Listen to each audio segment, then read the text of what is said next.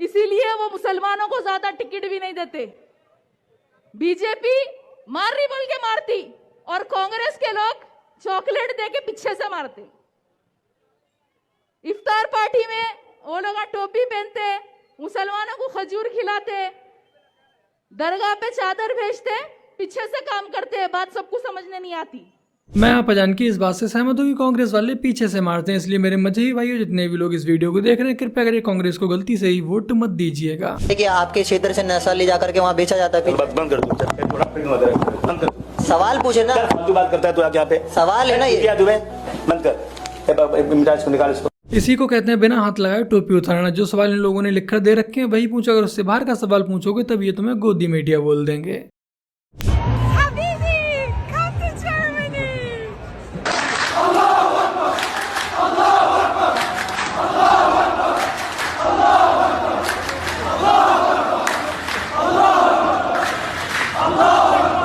लो जी, अब संभालो इन हबीबियों को, ये जिस देश में जाएंगे उस देश को ही नर्क बना देंगे। बुखारी और मुस्लिम की बाकी अहादीस इतनी सख्त मौजूद हैं, जिसका कपड़ा टखनों से नीचे हो, अगर चश्म तकब्बुर के अल्फाज मौजूद हैं, वो दोज़ख में है। लेकिन आप अलैहिस्सलाम की उम्मी सुन्नत तो है ये, और इतने सख्त अल्फाज मौजूद हैं, लिहाजा बेहतर ये है। और मुसलमानों के अमली तवातुर और इजमा ने भी ट्रांसफर किया है कि टखने नंगे होने चाहिए। हिंदू धर्म और हिंदुत्व से हमेशा से ही एलर्जी रही है। निकाह से पहले बिकनी में घूमने वाली ये बेशर्म कन्वर्टेड होने के बाद सर भी ढक रही है और टखनों से ऊपर सलवार करके बिल्कुल भीगी बिल्ली की तरह खड़ी हुई है। पता है क्यों? क्योंकि इसे भी पता है कि उधर सनातन जितनी टॉलरेंस नहीं है और उधर वालों ने इसकी क्रांति का भूत बहुत सही से उतारा है। आपका बिहार से देश से चल के अपनी माँ के पास आए और अपने खून से हम आशीर्वाद लेने। दीजिएगा ना आशीर्वाद? बेटी दीजिएगा ना? ओ बिटिया दीजिएगा ना? जो अब जोर से नहीं बोलिएगा तो नहीं दीजिएगा ना आशीर्वाद? नहीं देंगे, हम लोग बीजेपी में देंगे। बीजेपी में देंगे। बीजेपी में? हाँ। क्यों बेटा? क्योंकि इतना दिन तक क्या किया? जेएमएम 5 साल से इतना दिन तक क्या किया? 20 साल बीजेपी था, वो क्या किया? बहुत कुछ किया है। करने से कुछ हो जाएगा बेटी? बहुत कुछ हुआ है।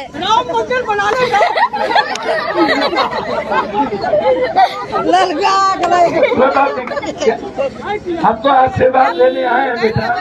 आपके कारण परसों एक बार बोल के देखिए ना, रोड में किस तरह लगता है आपके बोलने कारण तो बेटा हारेंगे नहीं हम। झारखंड में पप्पू यादव प्रचार कर रहे थे, हेमंत सोरेन की पत्नी कल्पना सोरेन के लिए वोट मांग रहे थे। तभी गांव की बेटियों ने ही मुंह पर बोल दिया कि हम बीजेपी को वोट देंगे, जिन्होंने राम मंदिर बनाया हम उनको वोट देंगे। उसके बाद बेचारे पप्पू यादव बस दांत खींचते रह गए। मैं खुद इस फिल्म को देखने गया था क्योंकि मुझे लग रहा था कि बॉलीवुड में चूंकि उनको एक सो कॉल्ड सेक्युलरिज्म का कीड़ा रहता है, तो क्या वो कीड़ा जो है वो इस फिल्म की सच्चाई को तो नहीं खा गया दीमक की तरह। मैं इस फिल्म को देख कर आया और मैं आपसे कह सकता हूं कि ये फिल्म आपको सिर्फ और सिर्फ इसलिए नहीं देखनी चाहिए कि भाई वहां पर साबरमती एक्सप्रेस में क्या हुआ था ये पता चले। ये फिल्म आपको जरूर 100% देखनी चाहिए, इसलिए भी क्योंकि जो 2002 में हुआ वही 2024 तक हो रहा है बॉस, और आगे 2047 48 50 सब समय होता रहेगा। 27 फरवरी 2002 गोधरा रेलवे स्टेशन पर खड़ी साबरमती एक्सप्रेस में आग लगाई गई, जिसमें 59 कार सेवकों की मौत हो गई। उस रोज गोधरा स्टेशन पर खड़ी साबरमती एक्सप्रेस की बोगी नंबर S6 में आग लगा दी गई थी, जिसमें अयोध्या से लौट रहे 59 हिंदू कार सेवक जिंदा जल गए थे। मरने वालों में 27 महिलाएं और 10 बच्चे भी शामिल थे। और अब द साबरमती रिपोर्ट के जरिए बड़े पर्दे पर गोधरा कांड का खौफनाक मंजर दिख रहा है। और इस रिपोर्ट में ये साफ कहा गया है कि आग साजिश के तहत लगाई थी। इस आग को लगाने के लिए पेट्रोल का इस्तेमाल किया गया, बाकायदा पूरी प्लानिंग के तहत इसे अंजाम दिया गया था। और इस रिपोर्ट में उन सभी सबूतों का जिक्र है जिन्हें पहले नजरअंदाज कर दिया गया था। इसको लेकर प्रधानमंत्री नरेंद्र मोदी जी ने भी ट्वीट किया। नरेंद्र मोदी जी ने कहा है कि सच्चाई आखिरकार सामने आ ही गई। यह घटना भारत के खिलाफ एक साजिश थी। उन्होंने कहा है कि इस रिपोर्ट ने उन लोगों को बेनकाब कर दिया है जिन्होंने गोधरा कांड को तोड़ मरोड़ कर पेश किया था। साथ ही साथ प्रधानमंत्री नरेंद्र मोदी जी ने यह भी कहा कि सच को दबाने की कितनी भी कोशिश की जाए, लेकिन देर सवेर वो बाहर आ ही जाता है। आप लोगों को बता दूं कि उस समय की कांग्रेस के नेतृत्व वाली यूपीए सरकार ने जस्टिस यूसी बनर्जी की अध्यक्षता में एक अलग जांच आयोग का गठन किया था। और आप लोगों को ये जानकर आश्चर्य होगा कि जब इस आयोग ने मार्च 2006 में अपनी रिपोर्ट सौंपी थी, तो इस रिपोर्ट में इस घटना को दुर्घटना बताया था। अब आप लोग आगे खुद समझदार हैं, खुद समझ सकते हैं कि कांग्रेस उस समय पर भी अपने वोट बैंक को बचाने पर लगी हुई थी। सब कुछ सामने था, सब सच सामने था,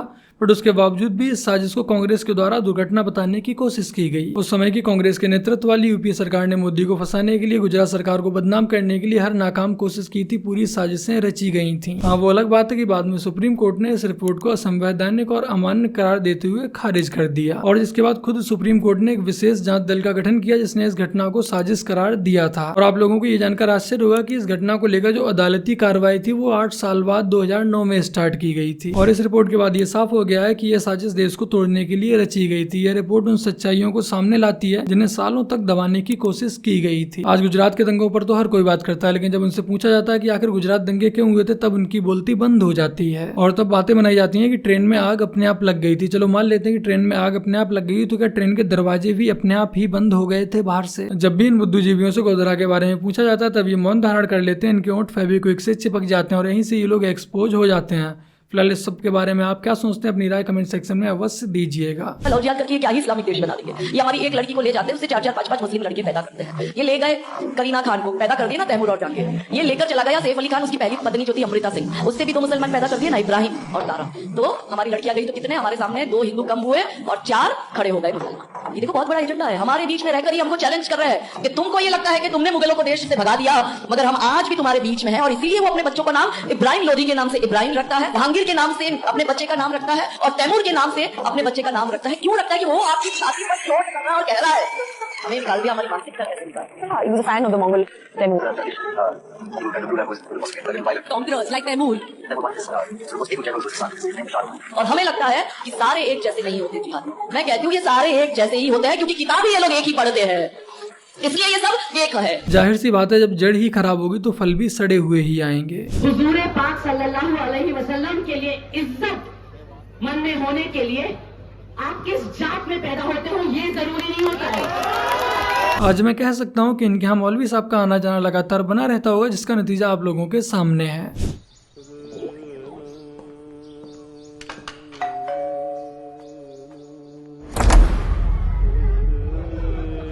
क्या है? अरे कहाँ जा रहे हो?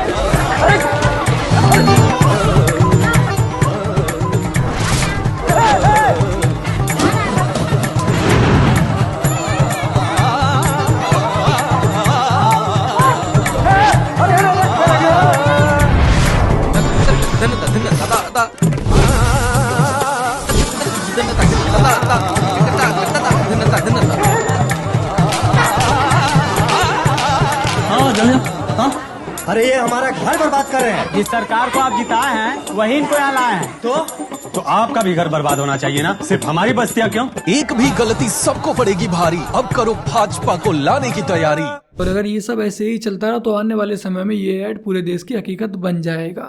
समय के हिसाब से डॉली चाय वाला के समय के हिसाब से सेल्फी लेने आते हैं। आपका असली नाम क्या है? वो तो मैंने किसी को नहीं बताया, सिर्फ डॉली नाम ही पता है सभी को। तो ये अभी मैं पढ़ रहा था कि दुबई और कहाँ का वो क्या है, आपने देखे होंगे ना वीडियोस वगैरह। हाँ, तो बराबर वो हकीकत है। तो कहाँ कहाँ आपने स्टोर खोल दिया? सारा का सारा इंस्टाग्राम में, यूट्यूब पे देख सकते हो आप। तो यहाँ कितने दिन पे आते हैं? यहाँ पे शाम को 6 बजे आते हैं। रोज? हाँ, कभी कभी रोज ही आते हैं। मतलब अब तो चाय बेचते नहीं, अब न बनाते हैं, अब सेल्फी और लोगों से मिलने ही आते। ये लोगों का प्यार इतना मिला है कि अभी चाय बनाने का मौका ही नहीं दे रहे हैं, तो इनको फोटोस और वीडियोस वगैरह दे देते हैं। तो जिस तरीके से इन्होंने चाय बनाई उसका वीडियो वायरल हुआ और बिल गेट्स को हैदराबाद गए थे ना? Bill Gates sir yes, Hyderabad गए थे चाय पिलाने? नहीं, हमको बुलाए थे वहाँ पे चाय बनाने के लिए, और वहाँ पे कुछ फॉरेन के सर आए थे, उनमें से एक सर ये भी थे। तो कैसे गए, कैसे पता चला उनको? ये सारी की सारी जानकारी मेरा राहुल भाई दे देंगे आपको, क्योंकि ये मेरे साथ ही था। राहुल भाई कम हियर, राहुल कम। चलो रहने दो, कोई बात नहीं। डॉली चाय वाला को हाय गाइस, ये मेरा छोटा भाई है राहुल, आजा। हाँ, थोड़ी जानकारी है, तू भी दे दे। ये अपने इसी स्टाइल से सोशल मीडिया में हाँ जरूरी है। कुछ नहीं था, वो उसे हैदराबाद से कॉल आया था, मुंबई से कॉल आया था बेसिकली, मुंबई से आ जाओ करके कि यहाँ पे ऐसा मीटअप है करके। मीटअप फॉर्म में बुलाया और फिर वहाँ पे कुछ और सीन था, चाय बनाने को बोले और नॉर्मली बस वही। फिर नागपुर में जब आए तो अगले दिन पता चला कि वो कौन थे करके, बस। अच्छा, इन लोगों को मालूम नहीं था? बिल्कुल नहीं मालूम। तो ये डॉली चाय वाला बहुत फेमस दलाल पत्रकार राजीव रंजन को डॉली भाई ने बहुत ही सही से धोया है। किसी न किसी दिन बीजेपी की सरकार बदलेगी और फिर कार्रवाई होगी, और ऐसी कार्रवाई होगी कि मैं गारंटी कर रहा हूं ये फिर से कभी नहीं होगा।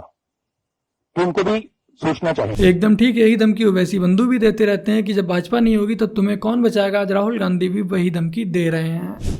रोज सुबह मुर्गी अंडे देती है, रोज सुबह मुर्गी अंडे देती है, और हर चुनाव से पहले राहुल गांधी मीम देते हैं। तो बस मेरे प्यारे भाई बनो, आज की अपनी इस वीडियो में इतना ही। वीडियो को लाइक शेयर कमेंट और अपने इस चैनल को सब्सक्राइब आज से कर लीजिएगा। चलिए जल्द मिलते हैं एक और नई वीडियो के साथ, तब तक के लिए जय हिंद, वंदे मातरम, जय श्री राम।